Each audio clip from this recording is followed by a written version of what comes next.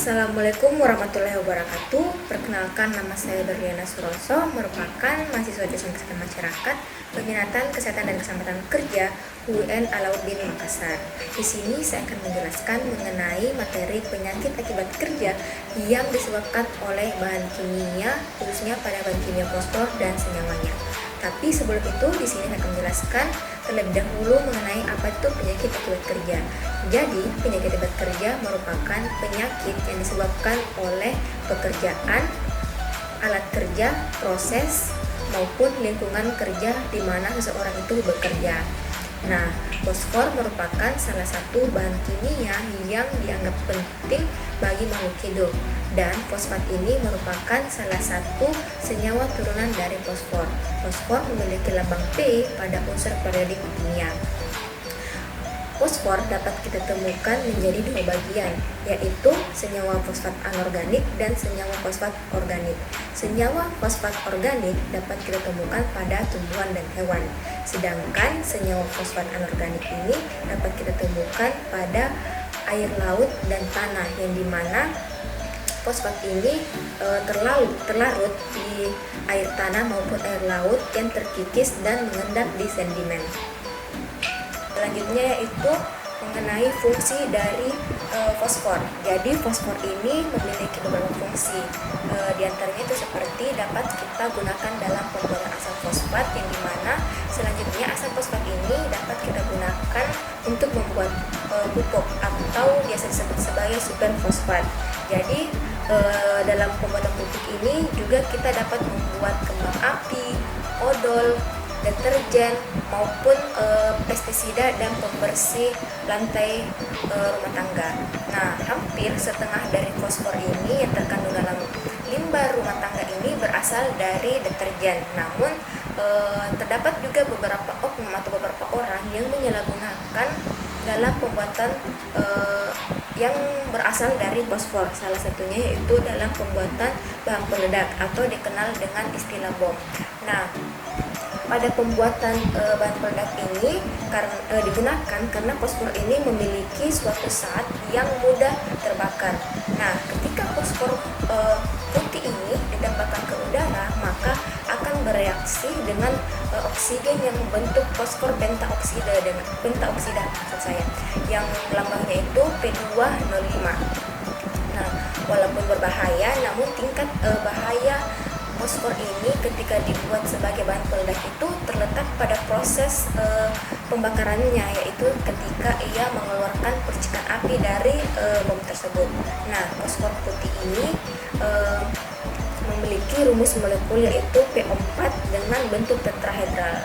Nah, selain itu di sini juga fosfor dapat kita temukan pada perairan yang dibutuhkan oleh mikroorganisme dalam pertumbuhan dan perkembangan hidup, terutama pada suatu fitoplankton. Nah, sedangkan oksigen terlarut ini digunakan oleh organisme perairan dalam proses respirasi. Dan secara alami juga digunakan senyawa kimia ini dapat kita temukan dalam air yang larut pada kadar yang sesuai. Nah, pada perubahan kadar yang terjadi tentu akan mempengaruhi kehidupan organisme yang hidup dalam perairan, yang berpotensi memberikan perubahan kondisi perairan yang pada akhirnya akan menurunkan fungsi ekologis terhadap sistem yang berada di perairan.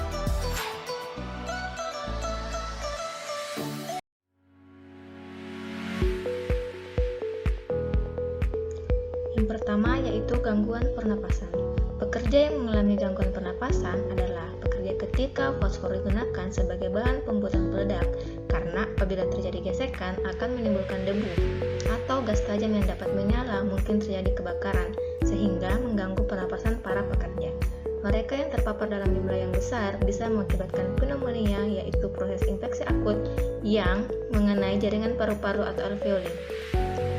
Terjadinya hal tersebut seringkali bersamaan dengan proses infeksi akut bronkus atau biasa disebut dengan bronkopneumonia. Adapun gejalanya yaitu denyut jantung yang cepat, panas dingin dan berkeringat, nyeri pada dada, napas pendek atau sesak, dan kehilangan nafsu makan. kedua yaitu iritasi kulit. Risiko akibat paparan bahan kimia pada kulit disebabkan karena adanya tumpahan bahan kimia yang digunakan di lingkungan kerja. Penyakit yang biasa ditimbulkan oleh seperti luka bakar karena kelarutannya yang tinggi dalam lemak. Fosfor putih memiliki potensi penetrasi dermal dalam dan bisa cepat membakar area tubuh yang terbuka sampai ke tulang. Luka bakar juga bisa menyala kembali saat korban disingkirkan dan area yang terbakar kembali terpapar oksigen. Selain itu, juga dapat mengakibatkan dermatitis kontak iritan yang merupakan salah satu kelainan kulit yang paling sering dijumpai. Penyakit ini merupakan respon inflamasi akut ataupun kronis yang disebabkan oleh bahan atau substansi yang menempel pada kulit, di mana reaksi peradangan kulit ini non-imunologik yang disebabkan oleh bahan kimia iritan. Adapun gejalanya yaitu ruam kulit kemerahan, kulit kering dan bersisik, kulit lecet dan melepuh, gatal yang terasa parah, dan pembekakan. Dan yang ketiga yaitu iritasi mata. Terpaparnya mata pada bahan kimia merupakan suatu kejadian akibat pencerbuhan atau ketidaksengajaan yang dilakukan oleh seorang saat bekerja, yang biasanya timbul percikan bahan kimia yang digunakan.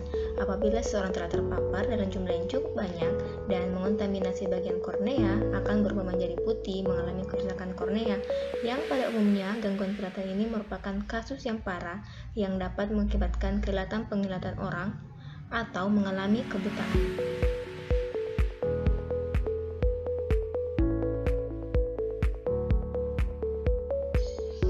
Terdapat 3 jalur utama masuknya bahan kimia ke dalam tubuh manusia yang menyebabkan timbulnya penyakit. Yang pertama itu melalui gastrointestinal atau saluran pencernaan. Perpindahan bahan kimia melalui rantai makanan mencapai manusia melalui pencernaan. Apabila bahan kimia tersebut mengontaminasi tubuh melalui sistem pencernaan dengan cara diserap di dalam lambung ketika senyawa tersebut tertelan oleh manusia. Yang kedua yaitu inhalasi atau saluran pernapasan.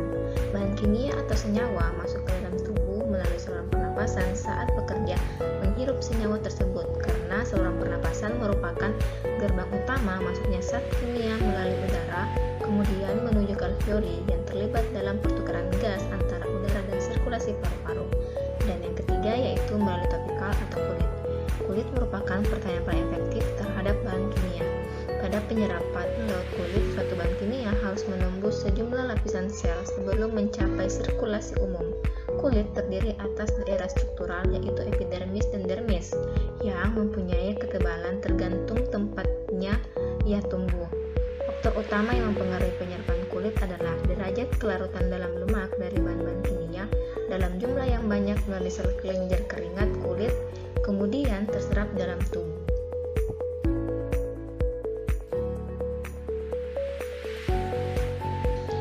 Terdapat 5 level pencegahan yang dapat dilakukan. Yang pertama yaitu peningkatan kesehatan atau health promotion.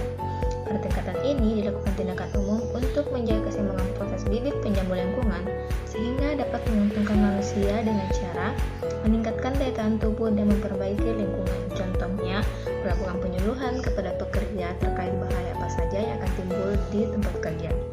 Yang kedua yaitu perlindungan khusus atau specific protection, merupakan tindakan yang masih dimaksudkan untuk mencegah penyakit, menghentikan proses interaksi bibit penyakit. Contohnya dengan memakai alat pelindung diri atau APD, baik penggunaan masker ataupun APD yang lainnya. Yang ketiga yaitu penegakan diagnosa secara dini dan pengobatan cepat dan tepat atau early diagnosis and proper treatment. Kegiatan ini dilakukan untuk menemukan penyakit sedini mungkin dan melakukan penata laksana segera dengan terapi yang tepat. Contohnya yaitu perusahaan menyediakan fasilitas bagi seluruh karyawan untuk dilakukan pengecekan kesehatan secara berkala. Yang keempat yaitu pembatasan kecacatan atau disability limitation. Tindakan ini merupakan penata laksanaan terapi pada karyawan dengan penyakit yang telah lanjut untuk mencegah penyakit menjadi lebih berat. Dan yang kelima yaitu pemulihan kesehatan atau rehabilitation, merupakan tindakan yang dimaksudkan dengan untuk mengembalikan keadaan agar dapat hidup dan bekerja secara wajar agar tidak menjadi beban orang lain.